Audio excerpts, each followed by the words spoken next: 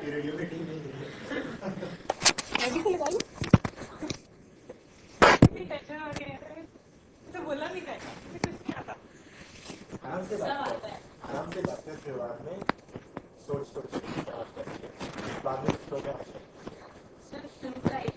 शुरू में घड़ी गड़बड़ मत कर मतलब जल्दी जल्दी मत बोला ना थोड़ा नर्वस हो ऐसे करना मुश्किल है अगर नर्वस हो रही थोड़ा सा रुक जा कोई बात नहीं सोच के बात कर rather than talking speaking even if you do talk speaking on say sorry अरे just talk for a while अगर देखो ऐसा लगता है just talk breathe then start speaking okay हम यहाँ पे हाँ हम यहाँ हैं yes अरे नहीं ये लोग तो नहीं आ रहे ना हाय how are you does this fit now no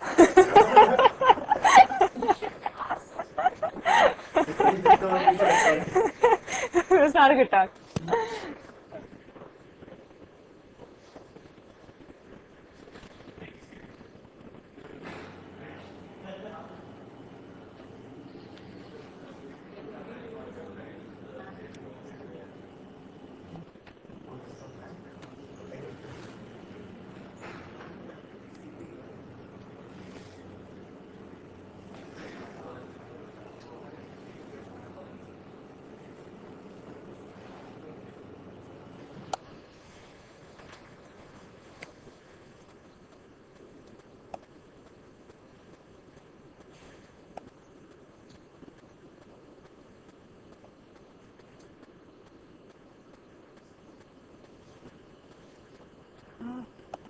Hi.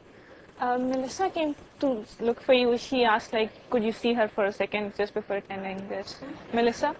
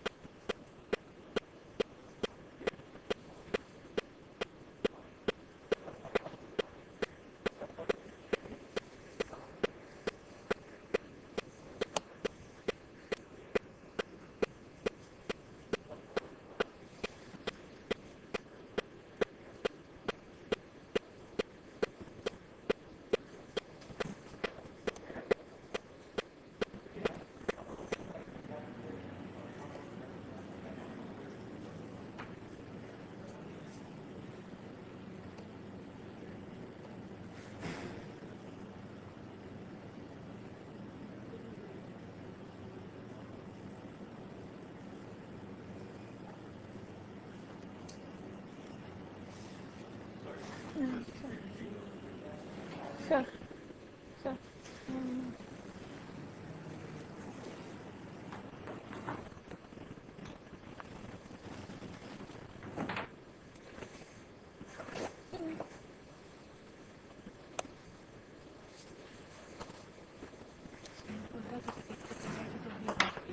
Seriously?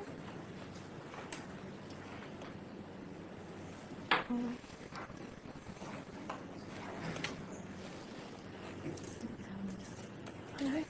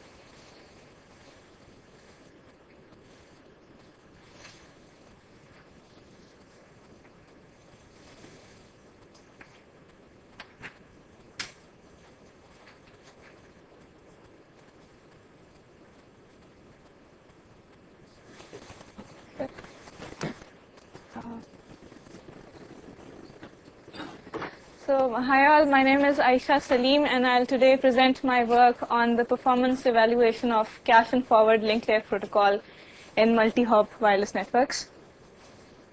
So the agenda of my presentation goes like this. First, I will give an overview of the end-to-end TCP protocol and the problems that TCP faces over the wireless network. And then I'll go through some of the related work that includes some improvements on the TCP protocol, and then some new transport protocols that have been proposed. And then I'll describe my link layer protocol, the cache and forward link layer protocol, and the simulations that I carried out in NS2 and the results that I got with it. And then we introduce some link layer scheduling into the protocol to see what gains can we get over the capacity. So I'll present that, and then finally the conclusion and the future work. So basically, TCP is a reliable protocol for each data packet that the receiver receives. It sends an acknowledgement, and based on these acknowledgement, the sender keeps on increasing its congestion window size. So the congestion window size is the number of packets the TCP sender can send in one go without waiting for an acknowledgement. So the aim of this is to match the delay bandwidth product of the end-to-end link, so to keep utilizing the bandwidth that is available. So, but whenever a congestion happens, the buffer overflows for a router, the packet drop happens, and if the TCP sender does not get an acknowledgement, it's just here I could just consider the case of a timeout. So, if it does not if it does not receive an acknowledgement, it times out and it just reduces its congestion window size to 1, and then just starts again. This is the slow start mode of TCP.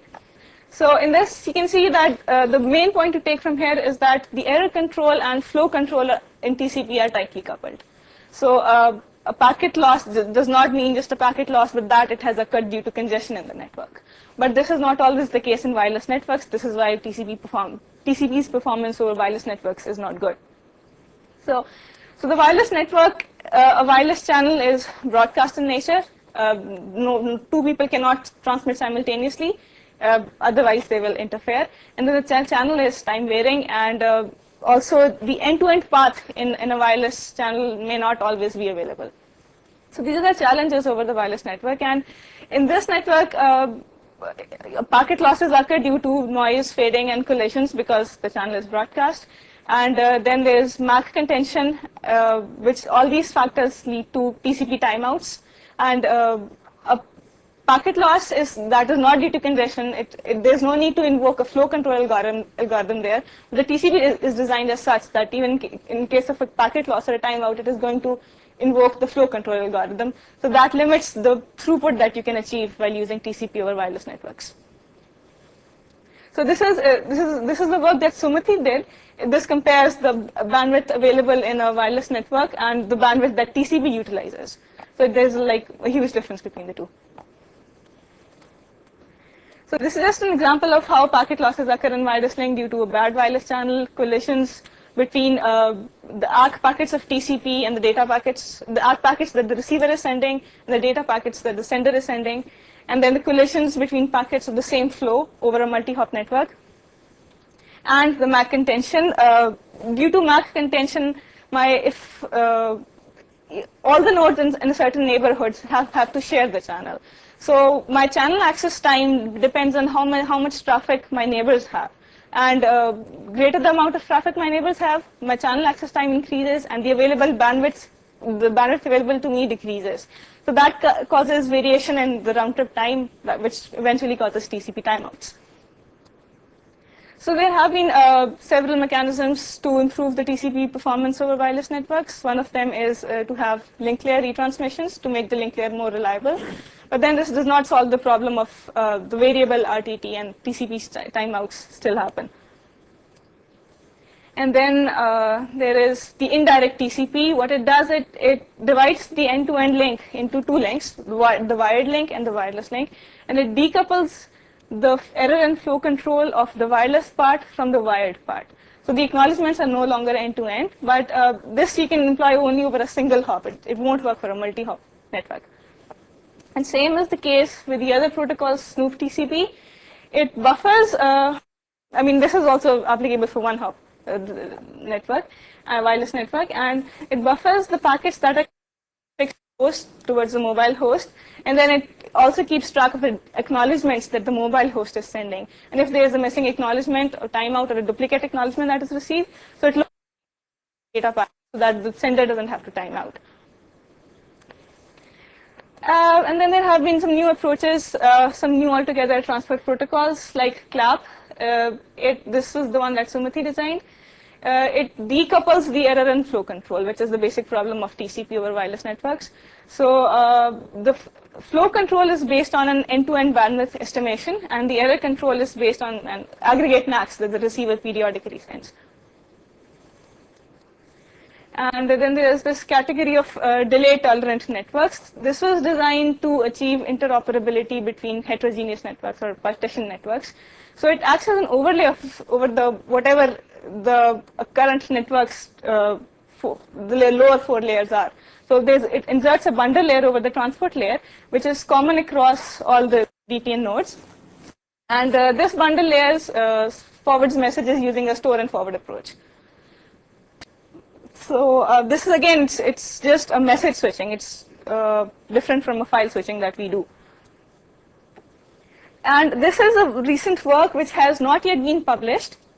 This is very similar to our work, and what it does is it is a hop-by-hop transport protocol, which divides a file into chunks, and each chunk is transferred hop by hop.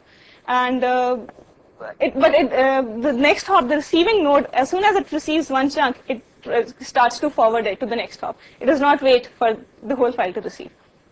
So the gains that they have, the results that they have produced also show like significant performance gains over TCP. Sorry? So the ACKs are also hop by hop. The next node receives a chunk and it sends back an acknowledgement and it starts to forward it to the next hop. So then I move on to the link layer protocol that I have designed. It employs a store and forward style of file transfer. In this case, the entire file is transferred to the next hop, and the next hop then determines the next hop, and it transfers the file, it forwards the file. So in this case, each file is divided into a number of batches, where each batch consists of a number of packets. So the sending link layer transfers the entire batch of packets reliably to the next hop before passing on to the next batch of packets.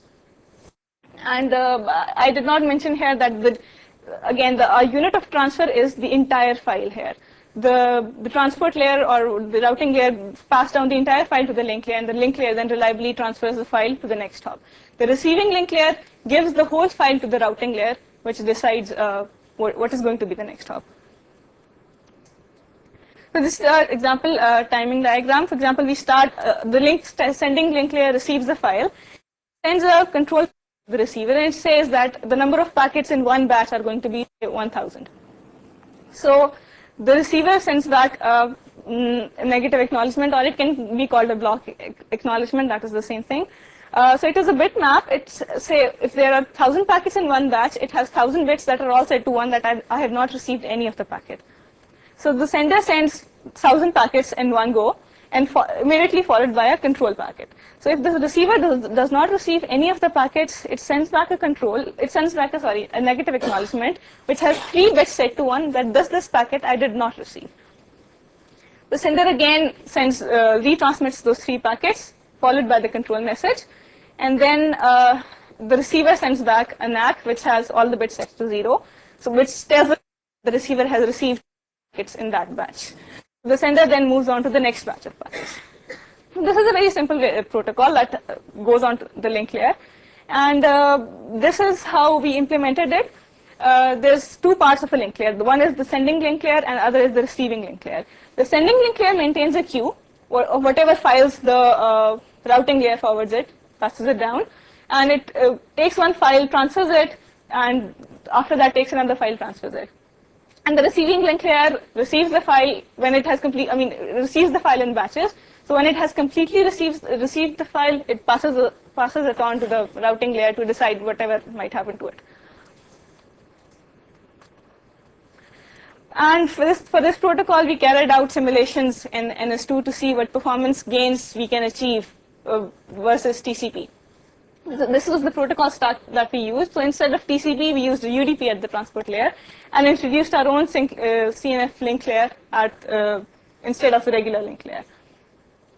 And there's one point to be explained here that since we're already making the link layer reliable, 82.11b has its own process of acknowledgements for the data packets. So do we need that level of reliability? Can we just turn off the 82.11b acknowledgements and just make this link layer reliable? Experiment with that. In one case, we turn on the MAC level acknowledgements, and in one case, we turn off the MAC level acknowledgements for the data packets to see what happens. So this was our first simulation scenario. This is just a linear topology, a single flow that node 1 first sends a file to node 2. We might take the measurements. Then the node 1 sends a file to node 3, which is a 2-hop flow. We take the measurements. And so for a different number of hops, we take these measurements. And the scenarios that we consider is like no noise, and then a pulse noise with 0% packet error, 15% packet error rate, and then 0% packet error rate, and then a continuous noise with the continuous 15% packet error rate. And these are the results we get. This first graph is for a noise-free environment. So you can see the first 2 lines refer to the CNF delay over a multi-hop network. Number 1, it increases linearly as the number of hop increases. Number 2, we can see is that the performance, this blue one is without the MAC level acknowledgement. So overall, we get a lower delay, lower average file delay if you disable the MAC level acknowledgements. In this case, in this linear topology case. With TCP, we see that TCP delay begins to saturate as the number of hop increases. This is because since it's an end-to-end flow, it has the advantage of spatial pipelining, that nodes that are sufficiently separated geographically, they can transmit at the same time. So as the number of hop increases, the delay begins to saturate. But if like you do TCP without the MAC level acknowledgements, it's a fine in noise-free scenario somewhat, but as you introduce some noise, the delay just shoots up. So you cannot disable MAC acknowledgements for TCP.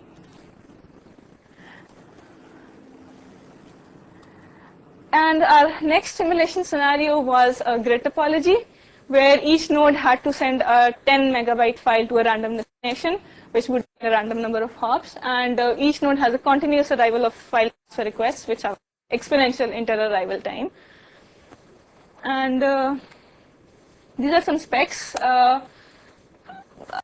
The random number of hops would mean an average number of hops of 4.63. This is used in the offered load calculation. And then the scheduling is that first the link layer queue sends the file on a first come first serve basis. And the routing that we used was static shortest path routing. So we calculate the offered load like this.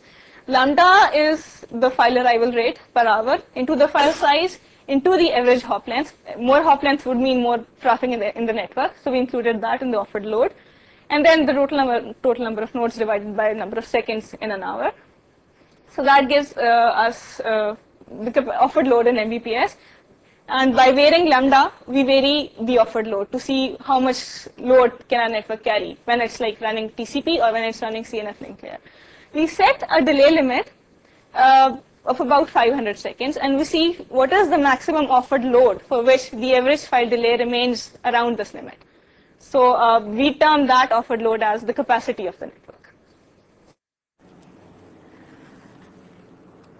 So these are the results that we get. These results are, we have not disabled MAC level acknowledgements here. These are with the MAC level acknowledgements. Without the MAC level acknowledgements, the results will be presented later. So we can see, for number one, for all the offered load, the CNF performs better than the link layer, the TCP.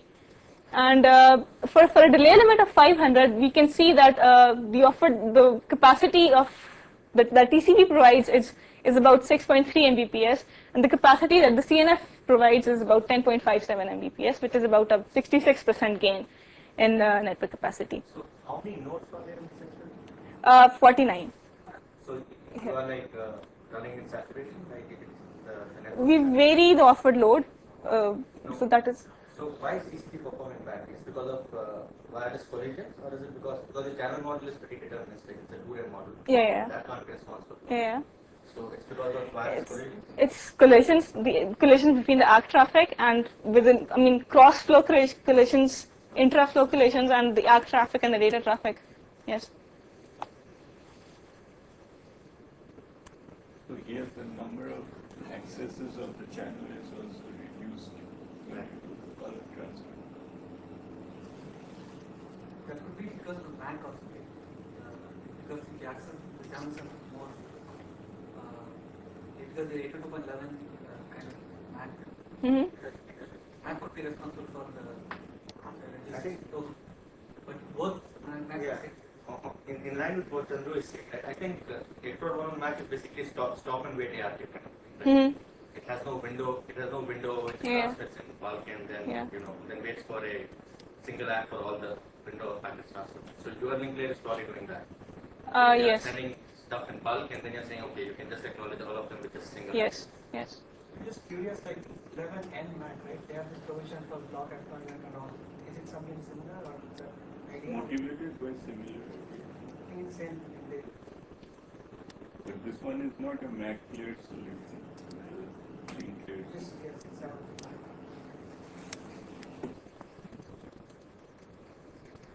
And just a comparison of the CDF of the file transfer delay. For example, if we consider the second line in both the cases, this is the case for the CNF link layer protocol, and that is the case for the TCP protocol. And we see that for both cases, 60% of the file transfers are completed in the first 200 seconds. The rest, 40% for the CNF case, take another 350 seconds to complete, and for the TCP case, they take another 1600 seconds to complete. So TCP not only has a high mean but also a high variance, and this is an unfairness issue in TCP that has been studied before. That TCP shuts off for flows that have a high RTT when like faces contention. So then we introduced different traffic models. Number one was a client-server model in which we have 49 clients and 7 servers. Each client sends file download request to any of the 7 servers, and the server then sends back the file, and the client sends at the rate of lambda per hour the file transfer requests, where lambda is the mean of a Poisson variable. And here the average hop length increases because the number of source destination pairs change. Another model we introduced was a bursty source model, In this, each node has a active period in which it would send files, and then a non-active period in which it would only act as a forwarding node. It would not, the application layer would not generate any file transfer requests. So this bursty model is for the application layer. And we had a 20% duty cycle of the active time. And we introduced a channel model with a Markovian noise model. And we had two states, good state and a bad state, with a 5% packet error rate in good state and a 90% packet error rate in bad state. So, and we also varied the noise duty cycles to see how it affects the performance of both the protocols. So these are the results that we get. Number one, the first case is the Poisson arrival case that the results for which I presented earlier, but I did not present what happens if you disable the MAC level acknowledgements. If you disable the MAC level acknowledgements in this grid topology case, the throughput improves further, the capacity improves further for the TCP case, for the CNF case. And then if you see the client server case, for both the TCP and the CNF, the capacity is not really affected by this traffic model. The bursty source case, here the CNF capacity actually, there's a dip, and if you consider all these scenarios, there's a dip for this model in the CNF capacity because CNF faces more challenge in congestion. Whenever the queue sizes at the link layers increase, the average file transfer delay becomes high. But the TCP actually degrades severely as you introduce noise and as the duty cycle of the noise increases, as you can see for the case of 10% Markovian noise. The TCP capacity becomes like 1/3 of what it was without the noise scenarios. Otherwise, like the CNF still remains, gives the pretty decent capacities. And the gain that you can see that the CNF gives over TCP in the last case, which is at 10% Markovian noise, is about like 500 to 600% gain.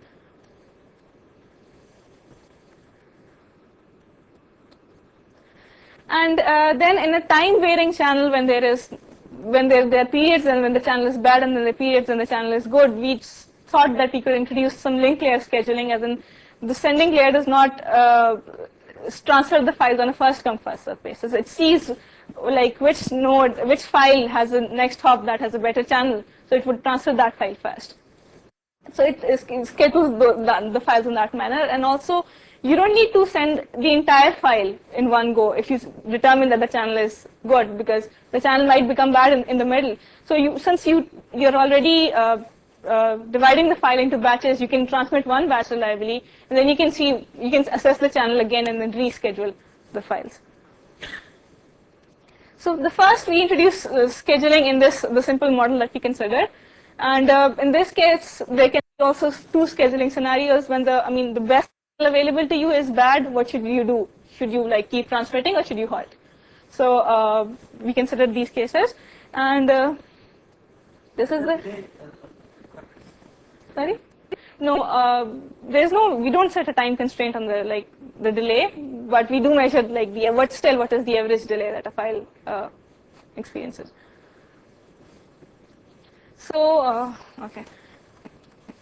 So these are the results that we get. I introduced this bar, like the continuous noise with in the environment where there's a continuous noise with a 5% packet error rate, because in the good state I have a packet error rate of 5%. So even when it's all good state, you cannot you cannot go beyond its capacity. So just for comparison, so you can see this in the gains that you gain with scheduling actually increase when the noise duty cycle is higher.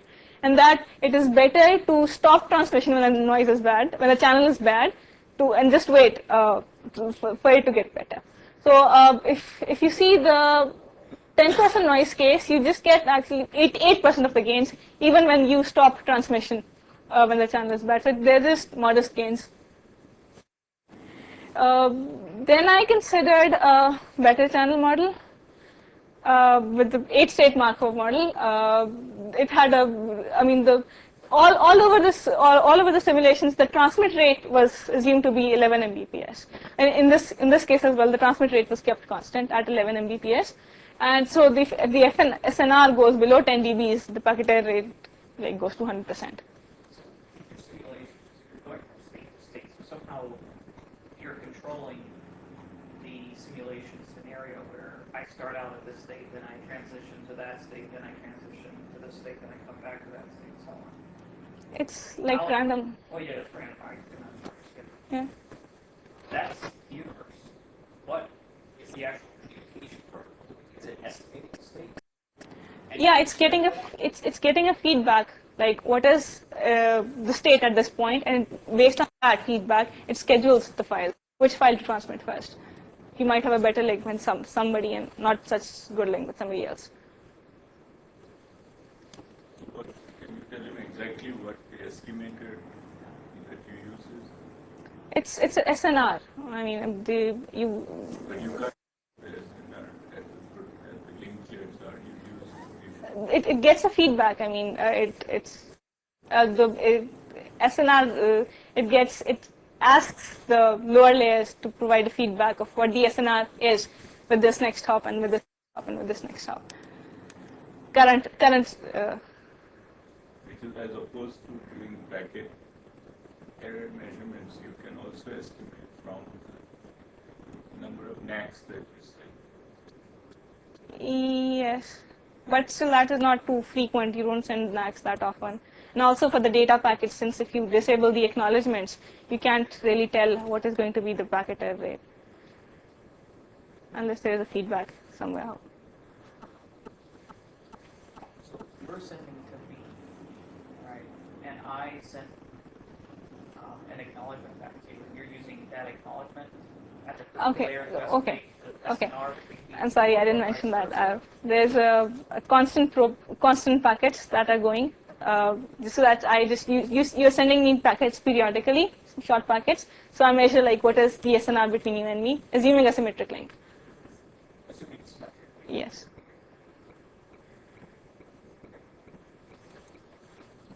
Okay, so and then just two scheduling levels that I considered. Number one is, since that like the channel can exist in 8 discrete states, right?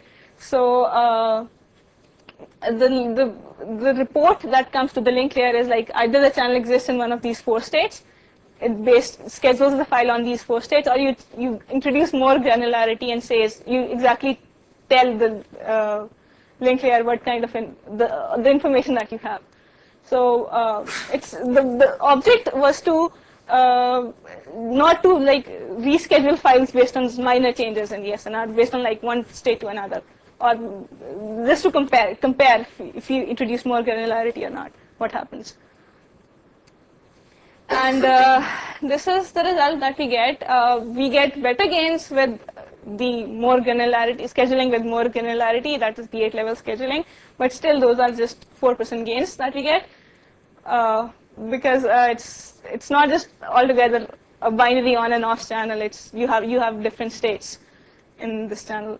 So not as in the previous case, you got 8% gains in the 10% Markovian noise model, and this here it's just 4% gains that you get.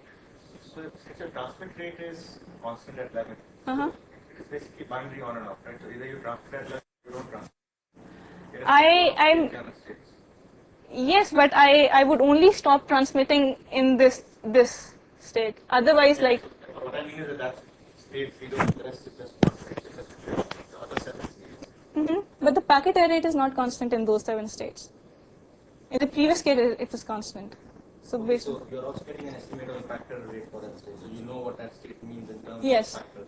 Yes. That's so you're estimating that. I have the SNR, so I map the SNR to the packet error rate. You should explain that when you have multiple packets in the queue, you look through which is the most opportunistically which one is the best packet to transmit. So how many classes do you have? You have opportunistically use this packet to serve. So I consider 2 classes, like one is 4 levels and then one is 8 levels that you can assign to a file, which is better in terms of packet error rate. Yeah. So in this, like with 8 levels, you get a better. The gain is still very modest, but you get a better gain. Why is it so less on these students? Scheduling shouldn't It's I mean, if you see in the previous case as well, here you got 8% gains. I mean, the graph starts from, sorry, 12, so you see maybe the accentuated thing, but you see in here as well, it's just an 8% gain, which reduces when you want this more staged Markov model. It's not the same noise which applies to each other. Each one of them experience a different noise. Yes. So I mean, if still see, you cannot go beyond this capacity, right? Which is a continuous 5% noise. That is the PR of the good state. So there's still not much difference in that. It is still near that, but you don't gain as much. So the points to the fact that you've captured most of the gain through this linear protocol. Scheduling does help beyond that, but how much the question is how much does it help? It's a function of the channel model. Most of the contention related scheduling issue you have removed some of that to the linear. But what we wanted to say was So that's a good thing. It shows that this linear protocol is very good. yeah, I think that it shows. And then the second thing which we need to look at is the scheduling is per node, local scheduling. Maybe some kind of local scheduling can be implemented. But that needs to be tagged in this property. But the two-state model she's considering is quite a harsh channel, right? Because it's 90%. Yeah. So in that you get more scheduling gains. But you said that the 8-state model is a better channel. How better than the... A better channel model. It's, not the number of states, because... okay, I mean... Okay. Yeah. Fine, I mean, I'm not very clear how better is it from the... I know that the two-state model is... I could say that it's very harsh. The 8-state model... It considers a more time varying channel. There's just not two states a channel can exist in. You have more allowable values for the channel to exist in.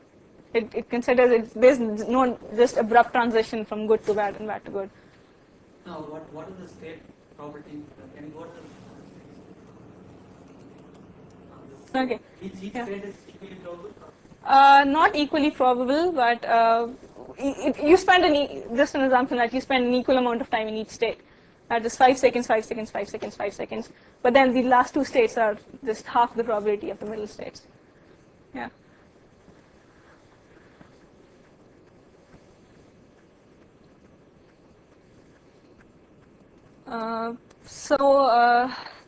These are the results that we got, and you can see that you gain over, I mean, in different traffic models, you gain up to 130% over TCP. But if you introduce noise, the gains become more larger over TCP, like going up to 400%. And for CNF, the main reason that degrades the performance of CNF is congestion at the nodes, as we saw in the bursty source model. So we need somehow to consider that in any further design that we consider. So how to avoid congestion in nodes when you're transferring files. And we saw what gains can scheduling provide for CNF link layers, and those were just modest gains. And they increase as you increase the duty cycle of disconnection or high noise period. And as future work, there can be several things that can be done. Number one is scheduling that I considered just at a local level.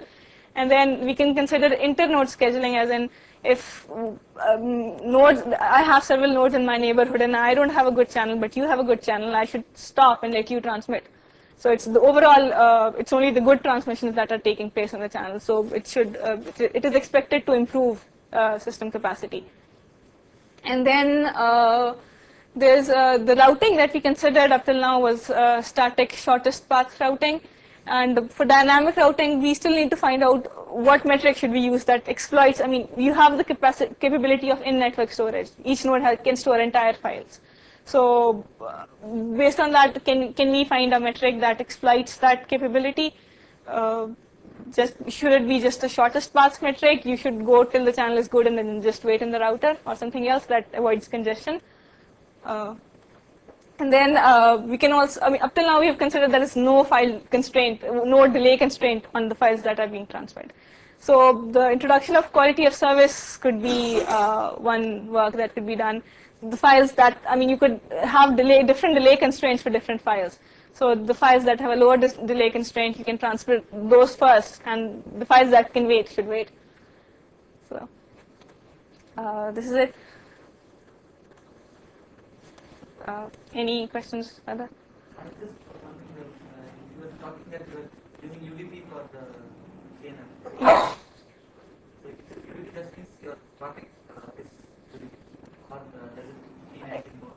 No, it just means that say you have an unreliable transport protocol that does nothing. So, but you're Yeah. just transferring raw files, Raw files, yeah. not any Not any. real-time kind of. No. It's no real-time traffic. Yeah.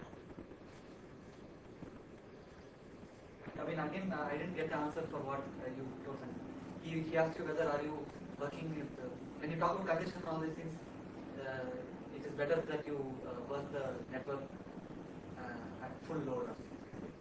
And are you, when you talk about congestion, in the conclusion you said congestion is some, can you go to the Sure. So you said congestion is the main reason for degradation. Mm-hmm. But I mean, are you actually operating the network at? Yes. I mean that is where we measure the capacity when the delay just shoots up. This. How do you make it full load? Basically, you increase the lambda to. Yeah, you increase the lambda basically. Yes. The file arrival rate. Yes. I think the conclusion implies that the protocol gets rid of some of the dependence on lower level errors because you're making very short local reconstruction rate. And so now the remaining issues, congestion, which you can't do much about. You have to, in the limit, you only have congestion, it's more like a wired network. But I think there's still open questions on whether you can get squeeze out some more even with global awareness. So the global awareness and all these things, the overhead. So what is the overhead? How much overhead do we need for this amplification? For this, sorry. This protocol, okay. So it depends actually how many packets you send in one batch. Certainly, if you send one packet in one batch, the overhead goes to 7%.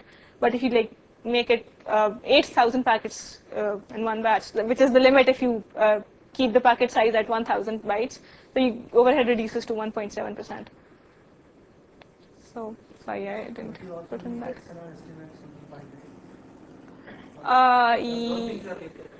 So basically, you said that your constant packet exchange. Yes. No, this does not include that overhead. So this is just the protocol, the link layer protocol overhead.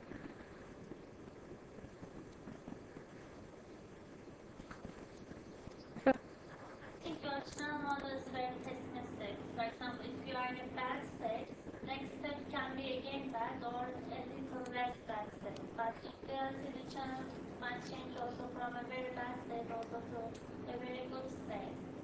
Like maybe that stepwise mark of channel shows that your results have very less gain. But if you have much more general channel model, you can get much more gains.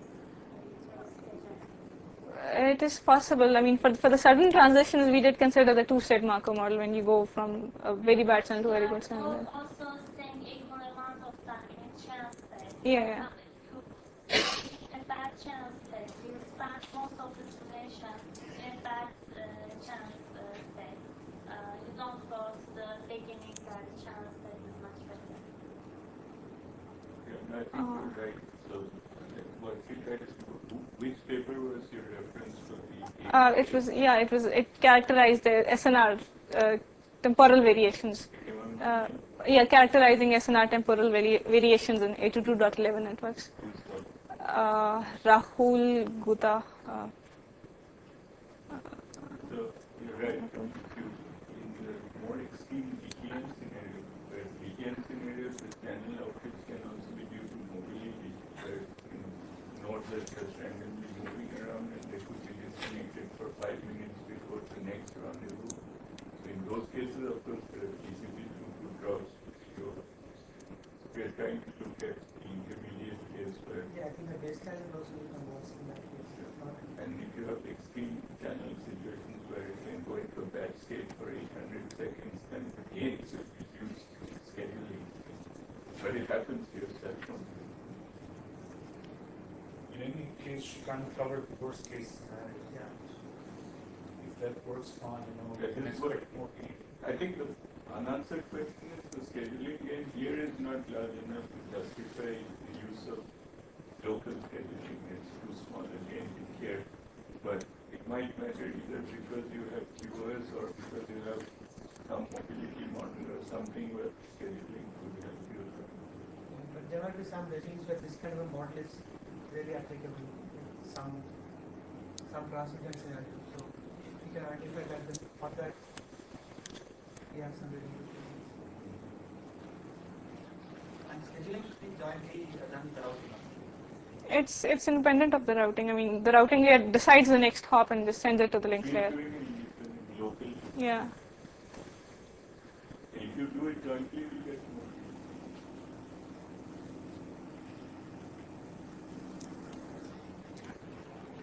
So those who are interested in this sort of CNF concept, I think I'm myself convinced that a lot of wireless scenarios, if you're delivering files, local retransmission is a very powerful technique. And of course you can see without MAC active, even send TCP, but bringing a new link here can help you a lot. But beyond that, there's the sole question of if you have frequent disconnection, what's the right way to do routing? Classical PTN routing guys, they say that there's no such thing as end-to-end path because most of the time it is connected. You just give it your neighbor and hope that it diffuses. That's a typical PTN routing. But here it's not like that because most of the time there is some end-to-end path, but you only know that it's there probabilistic. So that problem is still unsolved. You have intermediate storage, so you have what else you can stay along the way. How do you introduce that as a part of the routing decision? What's the cost of storage? So from a theoretical standpoint, it's always desirable to take the fastest path and sleep overnight. Because then the system capacity will be the best because you're using the channel only when it's in its maximum bit rate. So the information theory will sort of say transmit when the channel is good and sort of bears that out that you should use the fastest channel to go and if there's no delay constraint, it never transmit until the fastest bit rate is reached. But you could have very large delays. But overall network benefits because now the network load will be 2/3 of what it is otherwise.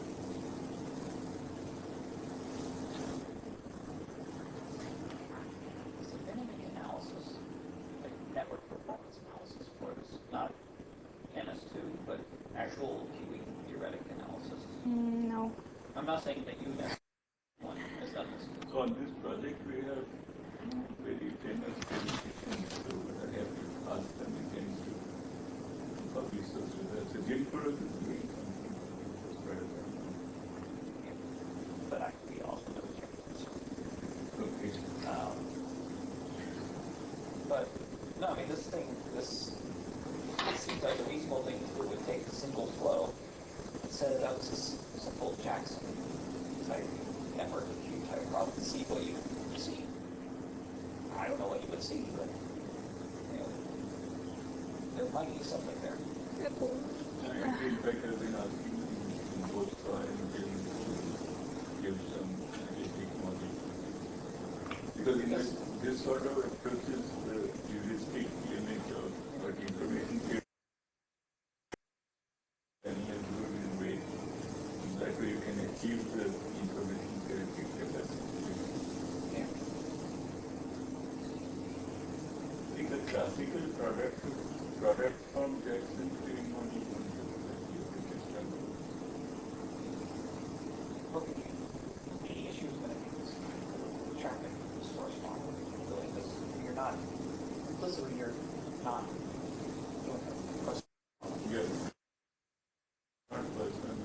send. You got the big deliver. You wait until some other guy goes, and you send. That's not what's on. That's. But you have a channel model here. And that channel model is you go back basically, and you might be able to make a. It's either sending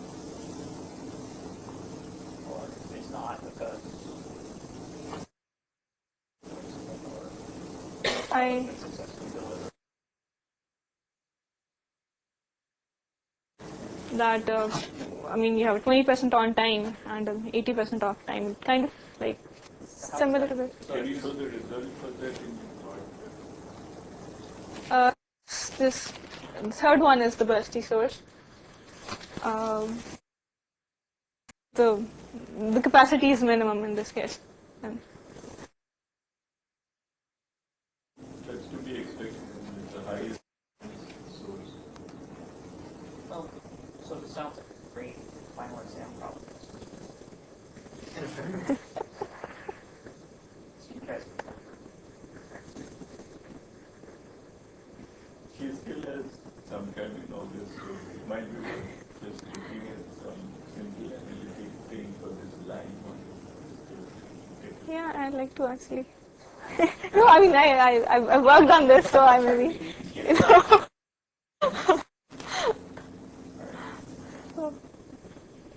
So, thank you very much, and